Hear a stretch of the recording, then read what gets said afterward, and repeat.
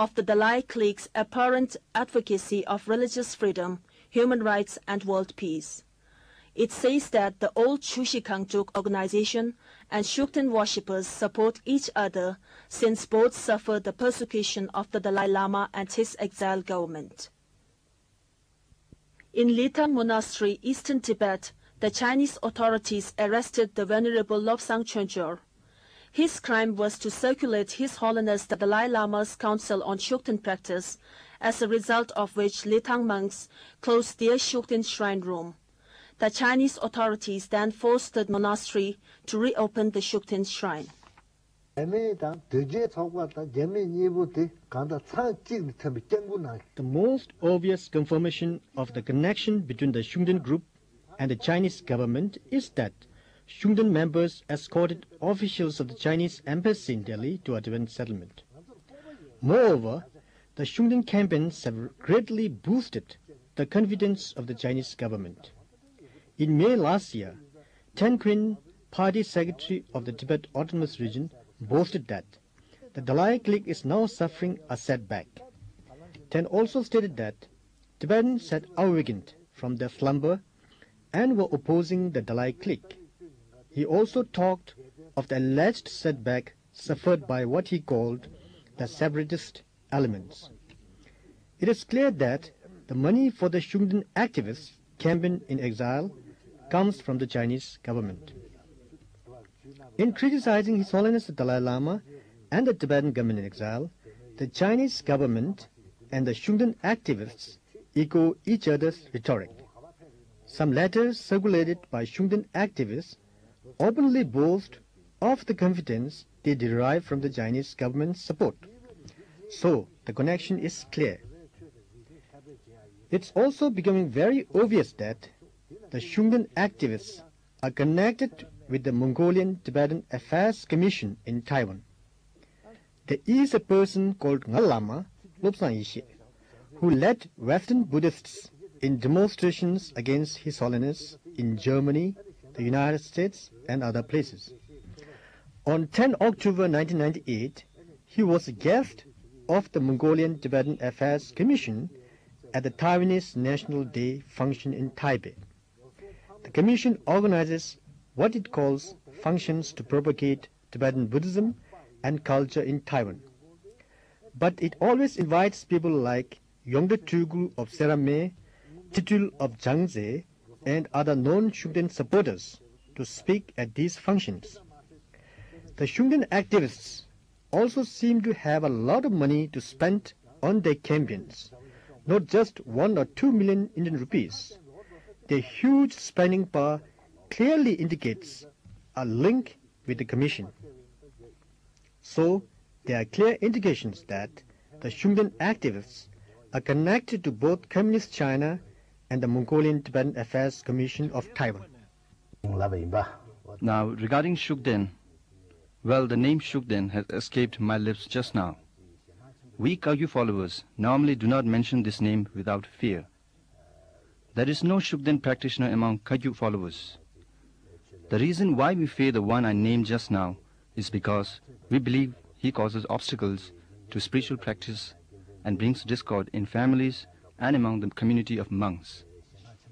In the global campaign, Shugden activists allege that the Tibetan exile government, on orders from His Holiness the Dalai Lama, expels children of Shugden followers from schools and dismisses Shugden supporters from government posts. We spoke to the chairman of the Tibetan Public Service Commission and asked him if there's any truth in these claims.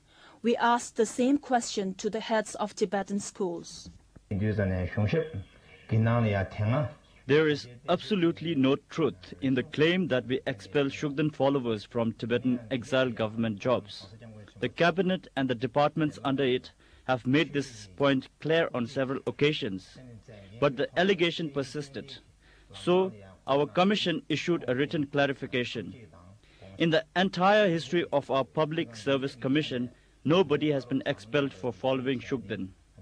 I would like to ask the accusers to name the allegedly ousted personnel, give their ranks and the dates of expulsions. The Tibetan Department of Education runs 86 schools in India, Nepal and Bhutan. Not one has refused admission or expelled any child for the Shugden reason. Neither has the Tibetan government issued orders to this effect.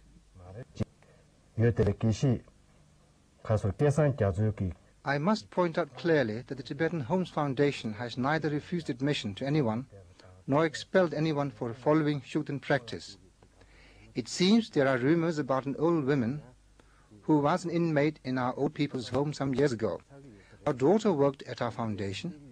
They are relatives of Geshe Kelsang Gyaltsen in England. The two are rumored to have been expelled from here. The daughter resigned to go to the United States, as she wrote in her application. At that time, her mother applied to leave the old people's home. So this is the reason they left, not because of threats or coercion from the Homes Foundation.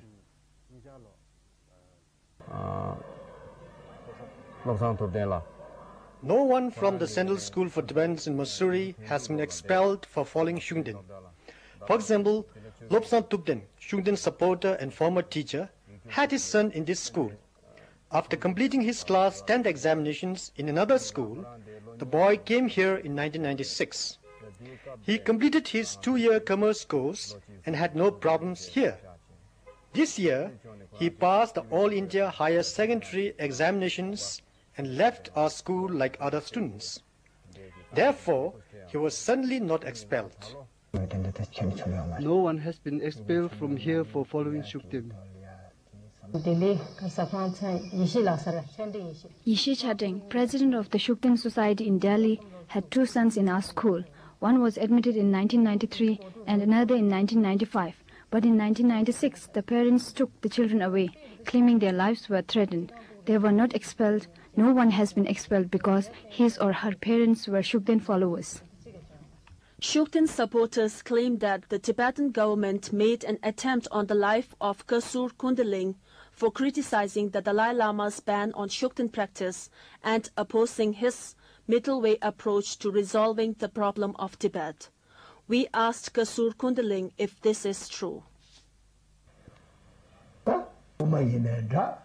There is no truth in the claim that the Tibetan government sent men to kill me because I had spoken strongly against the middle way approach during a meeting in Dharamsala.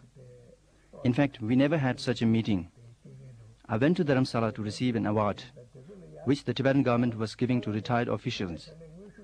I was attacked a few days after I returned home. But Dharamsala has nothing to do with this. I heard some time back that my photo was shown on television with the claim that Shugden critics had made an attempt on my life. I think this was the invention of Shugden people. Members of the Shugden Society in Delhi had been looking for my photograph. A young Tibetan man, claiming to be a college student in Delhi, brought a Westerner to my house one evening. I think that was toward the end of October 98. The young Tibetan introduced the Westerner as a famous television journalist who had interviewed His Holiness the Dalai Lama and the cabinet. The cabinet, he said, had advised the journalist to go to Rajput and interview me. They arrived as night was falling. I told them to come next day if they had important matters to talk about. They did not turn up. After 15 or 20 days later, we held my son's wedding. Among the guests was a young man who is driver for the Shugden Society in Delhi. His sister is staff of Tibetan Homes Foundation in Missouri. The man and his sister came together. The sister took my photo without